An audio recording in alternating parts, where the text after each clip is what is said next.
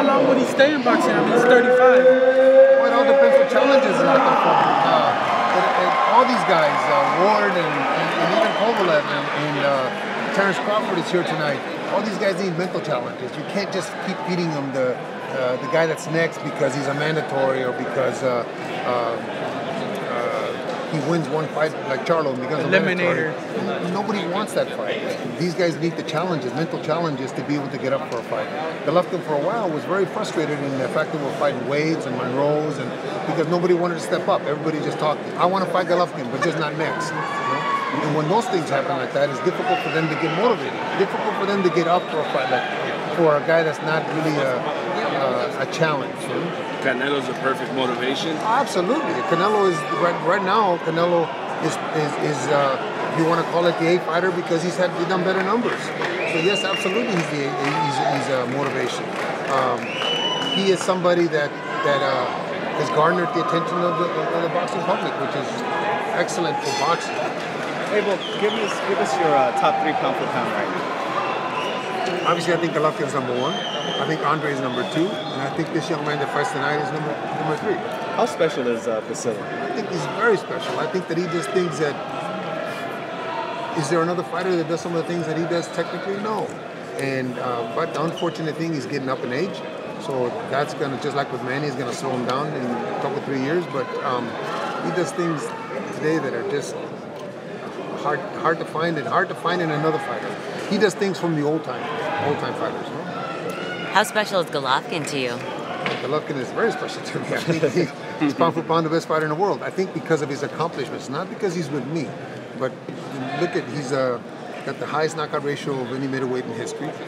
He just got 23 knockouts, 24 knockouts in a row until this last fight. And if you're questioning that fight, why he didn't knock him out, is there a better second middleweight in the world than Jacobs? There's nobody better. Nobody beats him. Okay, so we fought the second best middleweight, and he got a decision, but he beat him. So I think that because of his accomplishments, that's why I place him first. Andre obviously is, for me, is number 2 because of what he done against Kovalev. Not because he beat Kovalev, but because he went back. Him and Virgil went back and did the things necessary to capitalize on the weaknesses that they saw in Sergey. And Lomachenko will prove again tonight why, to me, is number 3. Now, in the last fight with Jacobs, did Golovkin come back and say, these were my weaknesses, let's work on these, No. or did you, or anything? No weaknesses. Well, no, but did he ever say, like, there's something, I did something wrong in the ring? Okay. Never. You have to understand, we fought the second best middleweight in the world. Yes, you did. And he did some things to try to win too. It just wasn't one guy in the ring, it was 2 guys. So no, Jacobs did things wrong, Golovkin did things wrong, but they both did things right. Yes. Hey, but you went and embraced. I've never seen that before. The cornerman from the opposite corner, you went and embraced Jacobs right after the fight. Tell me why you did that. Because I've always felt I'm a character. I believe in character, in fighters and in trainers and in people. And I believe that Danny has great character. I think that what he's gone through, 1, and 2, that he never really, he wasn't a Stevens. You know, he was an honest guy who talked about himself and didn't put nobody down.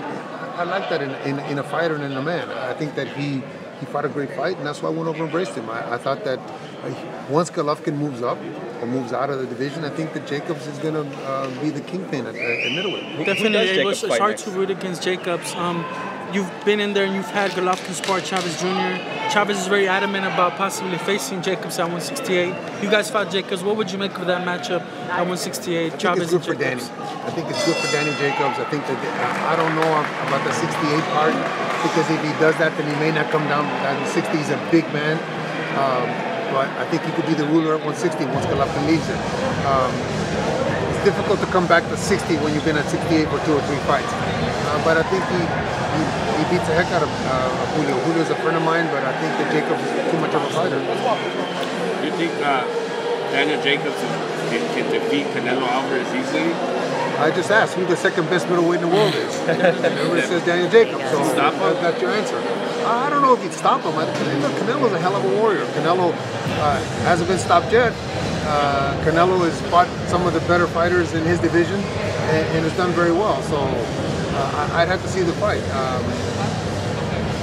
I'd have to see the 16th first to see if what Golovkin does with him to be able to tell you whether he stops him or not. But Jacobs is a heck of a fighter, and so is Canelo.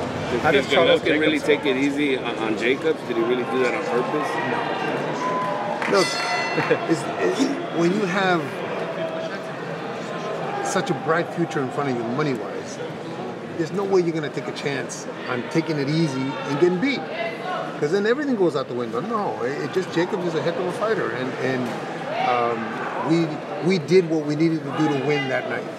How does Charlo and Jacobs play out? Jacobs beats him easy. Charlo has to earn that right to be he beat a one-legged man the other day. He beat a guy that I turned down probably 4 times, even though he was on mandatory. I didn't want to fight him. I didn't want to fight him because just like we're getting got criticized for a lot of the other fights, we're going to get criticized for that one. But yet nobody said anything about Charlo fighting him. Yeah. You know, that's I think that's it's a little unfair, but Charlo hasn't earned that right yet to be even talked about in the same breath with Jacobs. Let him fight Lemieux. Lemieux took a chance with Stevens. Let him fight somebody like that. Now he's earned it. There you How go, difficult Vladimir is Klitschko, Saunders making it? Pamela Marquez, and even Timothy Bradley's rumored to announce his retirement at some point. What do you make of their careers, and if you can just rank them real quick or just give it thoughts Great on them? careers. Vladimir dominated his division for forever. He has some flaws, like every fighter has flaws, but really it was fun watching him fight and watching him fall and watching him get back up and do his thing. He goes out on a great note. He goes on a 90,000 people fight that he did great against, and I think he recaptured a lot of the old luster from before. I think that he will go down as one of the greatest heavyweights to fight, at least in our era anyway, and maybe be considered with even the Larry Holmes. I thought Larry Holmes was a great champion also. Marquez was always going to be remembered for that one shot that he hit against Pacquiao, but he had a great career. Yeah. My favorite fight with him is probably the Juan Diaz fight, the little bull. Baby Bull, yeah. Oh, that was a great fight.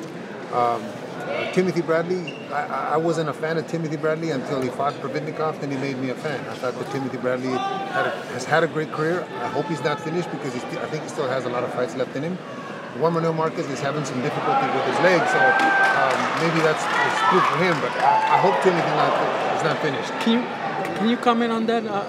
That's the injuries during training camp that fighters have to overcome throughout history. You've had a lot of great fighters, and I would imagine they weren't always 100%. They had to overcome some kind of injury obstacle. I don't think that any fighter, even any fighter here today, has gone into the ring 100%.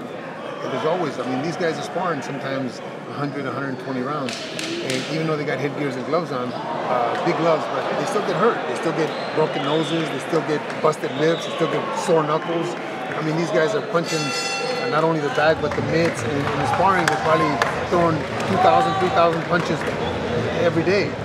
There's bound to be some kind of injuries, and it just, sometimes with age, it catches up with you. You just can't recover quick enough. For Juan Manuel Marquez, I guess the recurring injuries to his knees, I think is what it was. Yeah. You have to run the minimum of 3 or 4 miles a day. That pounding on the pavement or the pounding on the grass, whatever it is, it takes its toll. And the body just gives up. Could this be the same case with Manny, that age is taking its toll, all those camps, all those great years that he had? Absolutely. Think about Manny. How many fights does Manny have? 40 or 50, something like that? So if he sparred at least 100 rounds per fight for a training camp, what is that, 4,000 rounds? Yeah, about right. Yeah. Something like that, right? That's a lot. That's a lot of rounds. That's a lot of pounding that takes its toll. The body wasn't made to, the head wasn't made to take that kind of punishment. So because of that, and I think